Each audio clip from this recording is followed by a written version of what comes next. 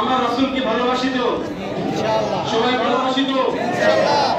আপনারা দেখেন এই কারা ভালোবাসি, নারে তাকবীর। ভাই আপনাদের ঈমানি পাওয়ার কি কম না বেশি? বেশি। এই চরকাশীপুরের যুবকদের ঈমানি পাওয়ার আছে না নাই? তাহলে এত কম আসতে তাকবীর দিলেন, পুলিশে ধরবো নাকি? না, এই দিন আছে যা। আমার ভাইয়েরা, আমার বন্ধুরা, এমন জোরে ঈমান দীপ্ত কণ্ঠে তাকবীর দিতে হবে, যুবক